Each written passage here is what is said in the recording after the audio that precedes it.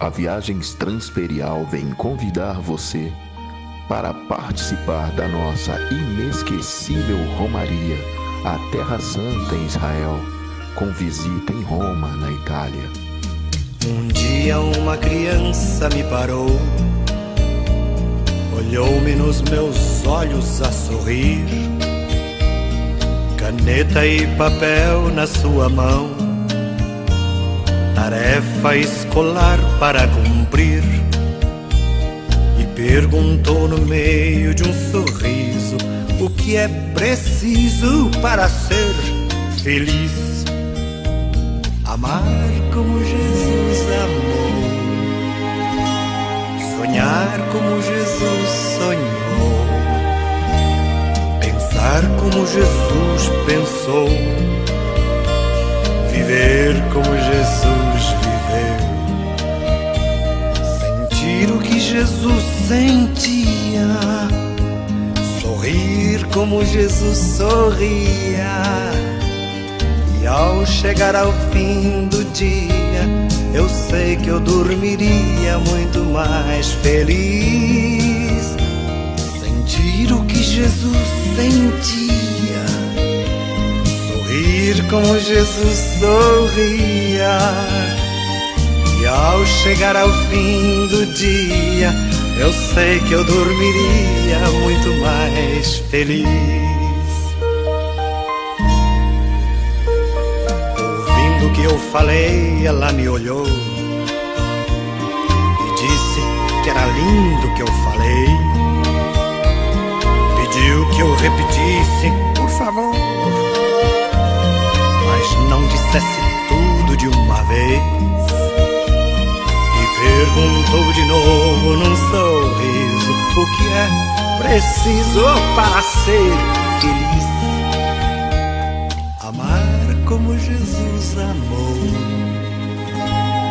sonhar como Jesus sonhou, pensar como Jesus pensou, viver como Jesus viveu. Sentir o que Jesus sentia, sorrir como Jesus sorria. A história propriamente dita começa nessas águas. Talvez rio abaixo, talvez rio acima. Fato é que os evangelhos dizem que Jesus veio até aqui à procura do primo João. João Batista, ele vivia aqui perto. E uma prática religiosa judaica daquela época era você se purificar. Tá, e a novidade do João Batista é que em vez de purificar, ele disse, não, ao você se lavar no rio, Você vai se arrepender dos seus pecados.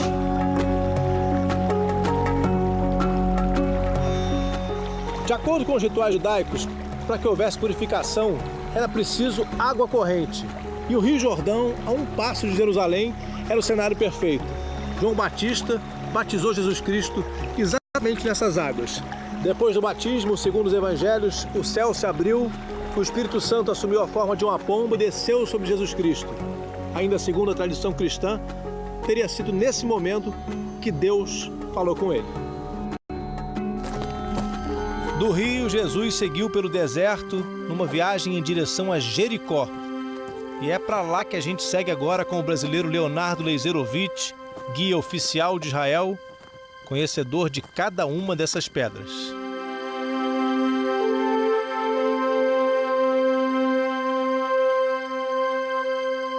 Se a gente fala que ali é o Rio Jordão, provavelmente essa é a região do deserto, onde ele passa os 40 dias e 40 noites e onde ele é tentado pelo Satanás. O Mosteiro da Tentação foi construído pelos cristãos ortodoxos gregos, onde se acredita que Jesus veio meditar. O acesso que a gente está tendo agora é muito difícil. A gente vai entrar agora nas cavernas que foram usadas pelos primeiros monges que vieram para cá. Quanto tempo faz isso, já?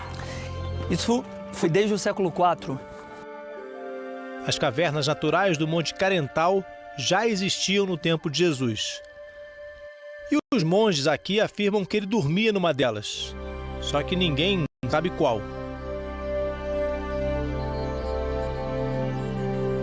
Não dá para precisar exatamente em qual desses lugares aqui foi, Mas é possível imaginar que foi muito perto de onde eu estou agora que Jesus Cristo foi tentado por Satanás.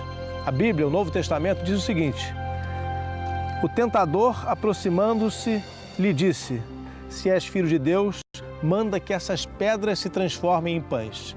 O Satanás, o diabo, aquele que não se deve dizer o nome, estava falando dessas pedras que a gente vê aqui do lado, que Jesus Cristo tinha ao redor dele.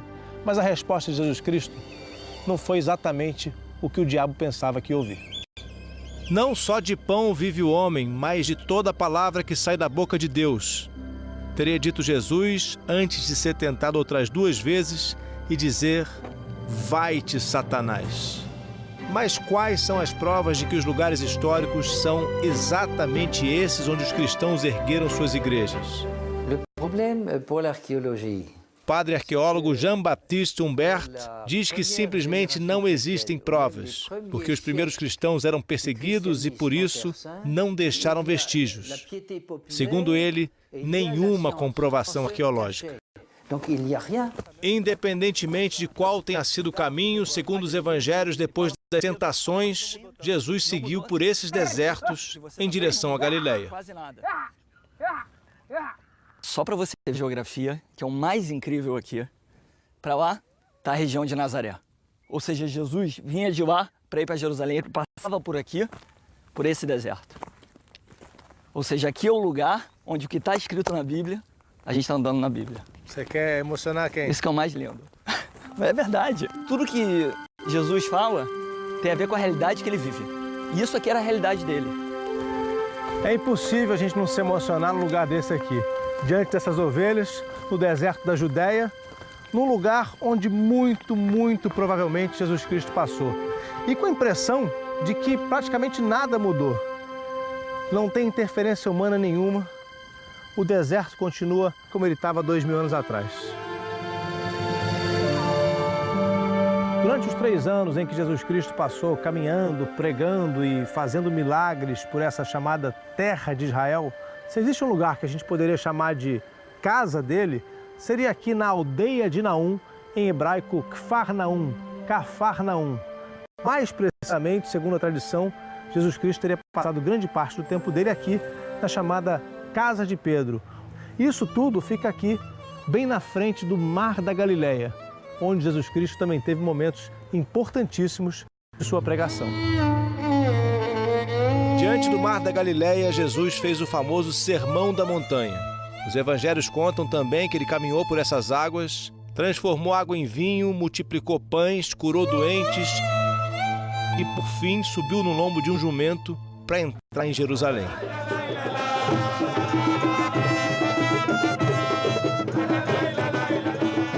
As escrituras contam que foi uma entrada triunfal.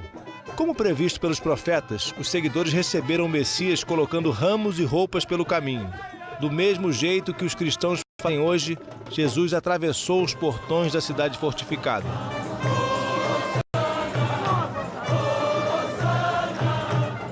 Foi em direção ao templo sagrado onde manifestou sua ira contra os comerciantes que, segundo ele, faziam da casa de Deus um covil de ladrões. A revolta incomodava os romanos e os sacerdotes que cuidavam do templo. Eram as vésperas da Páscoa judaica. Jesus foi meditar num lugar chamado Getsemane, onde hoje existem oliveiras com centenas de anos, bem ao lado da gruta onde ele se reunia com os apóstolos. De todo o monte, na verdade, a gruta é o local assim com a maior certeza e evidência arqueológica que Jesus esteve. Então, a partir do segundo século, nós já temos as primeiras evidências de um culto religioso aqui. Basta a gente olhar um pouco aqui para perceber claramente que existia nesse lugar uma máquina de fazer azeite, o chamado Getsemane, uma palavra que aparece nos evangelhos. E é também com base nos evangelhos que existe uma tradição que diz que foi nesse lugar que Jesus Cristo foi traído pelo apóstolo Judas. Ele teria chegado aqui nessa gruta, acompanhado de soldados romanos. Aconteceu então o famoso beijo de Judas e Jesus Cristo saiu preso daqui. Depois da traição e do julgamento pelo sumo sacerdote, Jesus Cristo foi trazido para um lugar chamado Pretório, que a tradição diz ser aqui, exatamente onde a procissão vai começar agora na Sexta-feira Santa. Aqui, Jesus Cristo teria sido apresentado à multidão e ouvido do prefeito romano Pôncio Pilatos as palavras históricas, eis o homem, perguntando se deveria ou não matar Jesus Cristo. Como se sabe, Jesus de Nazaré saiu daqui carregando a própria sentença. Caiu 2 vezes, recebeu ajuda, caiu de novo e quando chegou ao Monte Calvário foi pregado na cruz. A tradição diz que esse lugar onde a procissão chega agora, a Basílica do Santo Sepulcro, fica exatamente onde um dia o Cristo foi crucificado e depois enterrado. O Vaticano defende que a prova de que foi nesse lugar era a existência de um templo pagão construído pelo imperador Adriano, que queria acabar com a devoção cristã. Mas 2 séculos depois de Adriano veio Constantino, o imperador que abriu o caminho para que o cristianismo se tornasse a religião oficial do Império Romano. E entre maus e bons momentos, chegou até nós tentando preservar, muito mais do que os lugares sagrados, a proposta de uma nova atitude humana trazida pelo homem que caminhou por essa mesma terra, por esse mesmo deserto onde a história começou a mudar.